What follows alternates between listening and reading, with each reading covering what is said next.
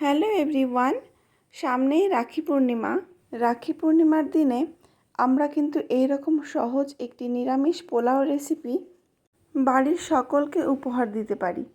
তো খুব সহজে আমি এই সাদা পোলাও রেসিপি শেয়ার করব, জলের সঠিক পরিমাপ সহ।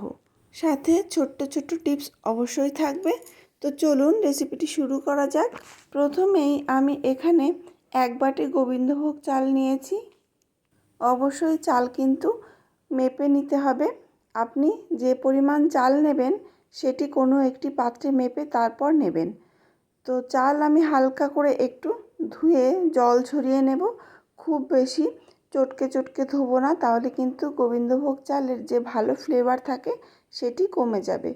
তো দেখুন, আমি একটি ছাঁকনি দিয়ে চালটাকে জল ঝরিয়ে নিলাম। এভাবে চাল আমি 10 থেকে 15 মিনিট রেখে দেবো, তাহলে জল খুব ভালোভাবে ঝরে যাবে। এবার একটি কড়াই বসিয়ে নিয়েছি। কড়াইয়ে দিয়ে দিলাম 2 থেকে 3 টেবিল স্পুন সাদা তেল, সাথে আবার ঘিও অ্যাড করছি। ঘিও এরকম 3 থেকে 4 টেবিল স্পুন মতো দিয়ে নিলাম। আপনারা চাইলে কিন্তু সম্পূর্ণটাই ঘিয়ে করতে পারেন।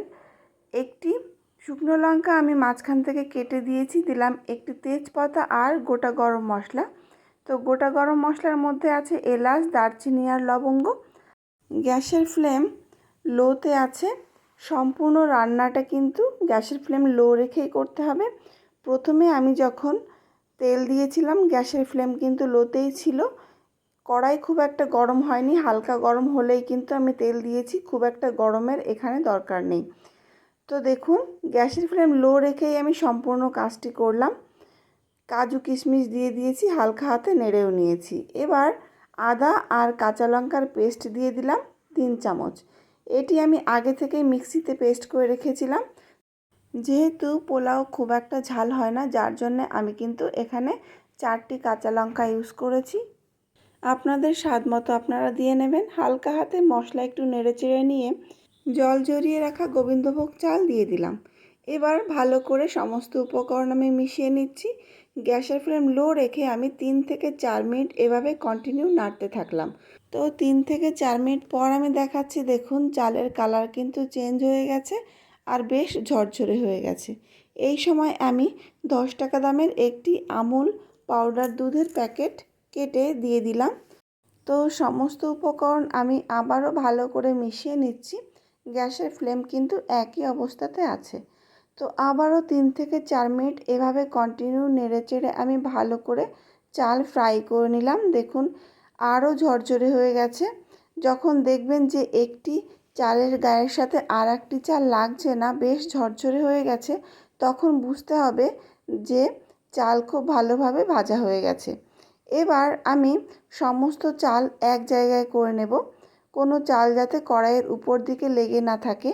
তো দেখুন খুব ভালোভাবে আমি এক জায়গায় করে জল দিয়ে দিচ্ছি। এখানে আমি যে বাটির মাপ করে চাল নিয়েছিলাম, 1 বাটি চাল নিয়েছিলাম, সেখানে আমি 1.5 বাটি জল দিয়ে দেব। তো জল দেওয়ার পর আমি আবারও ভালো করে মিশিয়ে নিলাম। তো মিশিয়ে নেওয়ার পর গ্যাসের ফ্লেম কিন্তু একটু বাড়িয়ে দিলাম। হালকা একটু বাড়িয়ে দিয়ে দিচ্ছি স্বাদ মতো নুন, আর দিলাম স্বাদ মতো চিনি। এখানে আমি 2 চামচ চিনি ইউজ করেছি। আপনাদের স্বাদ মতো আপনারা দিয়ে নেবেন। যদি মিষ্টিটা একটু বেশি পছন্দ করেন তাহলে একটু বেশি দেবেন, আর কম পছন্দ করলে একটু কম দেবেন। তো আবারও সমস্ত উপকরণ মিশিয়ে নিয়ে চাপা দিয়ে দিলাম। এভাবে চাপা দিয়ে আমি রেখে দেব 3 থেকে 4 মিনিট। তো দেখুন 3 থেকে 4 মিনিট পর ফিরে এসেছি। গ্যাসের ফ্লেম কিন্তু একই অবস্থাতে আছে। এখন একেবারে লো করে দিলাম। তো লো করে দেওয়ার পর দেখুন আমি ভালো করে মিশিয়ে নিলাম। তো নেড়ে চেড়ে নিচের চালগুলি উপরে আর উপরেরগুলি নিচে করে দিলাম। এবার চাপা দিয়ে আমি রেখে দিলাম 4 থেকে 5 মিনিট। তো ফিরে এলাম 4 থেকে 5 মিনিট পর। দেখুন জল কিন্তু অনেকটাই শুকিয়ে গেছে। তো আবারও আমি নিচের চালগুলিকে উপরে করে দেব আর উপরের চালগুলিকে নিচে করে দেব। তো এভাবে নেড়ে চেড়ে আমি ভালো করে উল্টে পাল্টে নিয়ে আবার ঢাকা দিয়ে দেব। তো অবশ্যই চালগুলি কিন্তু খুব ভালোভাবে এক জায়গায় গুছিয়ে দিতে হবে, তা না হলে কড়াইয়ের গায়ে যে চালগুলি লেগে থাকবে সেগুলো কিন্তু খুব ভালোভাবে সিদ্ধ হবে না।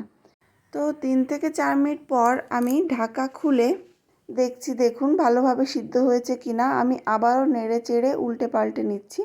তো এভাবে মোটামুটি 3 থেকে 4 বার কিন্তু ঢাকা দিয়ে দিয়ে মোটামুটি 3 থেকে 4 বার এভাবে চালটাকে খুব ভালোভাবে সিদ্ধ করে নিতে হবে, তাহলে পোলাওটা খুব ভালো রেডি হবে। তো আমি হাত দিয়ে একটু দেখে নিলাম চালটা ঠিকঠাক সিদ্ধ হয়েছে কিনা। তো দেখলাম একটু শক্ত আছে। তো চায়ের কাপের 1 কাপ মতো জল আমি হাত দিয়ে ভালো করে ছিটিয়ে দিলাম। তো ভালো করে ছিটিয়ে দেওয়ার পর আমি আবারও সমস্ত চালগুলি মিশিয়ে নিচ্ছি। মিশিয়ে নিয়ে এক জায়গায় করে আবারও ঢাকা দিয়ে রেখে দিলাম 2 থেকে 3 মিনিট। তো 2 থেকে 3 মিনিট পর ফিরে এলাম, দেখুন আবারও নেড়ে চেড়ে দিচ্ছি। তো এই সময় দেখি চালটা ঠিকঠাক সিদ্ধ হয়েছে কিনা।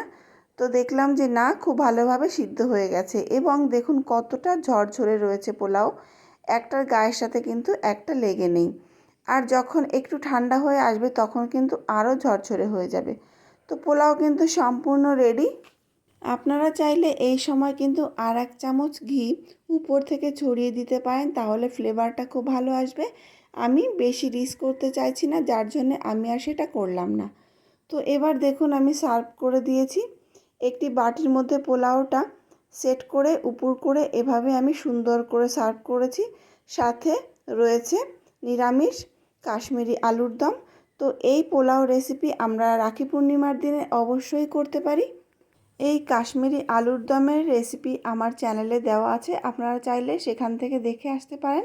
তো আমার রিকোয়েস্ট রইল, এই রাখি পূর্ণিমার দিনে অবশ্যই একবার এই রেসিপি ট্রাই করবেন আর আমাকে জানাবেন রেসিপিটি আপনাদের কেমন লাগলো। যদি ভালো লেগে থাকে তাহলে প্লিজ লাইক করবেন আর চ্যানেলটিকে সাবস্ক্রাইব করবেন।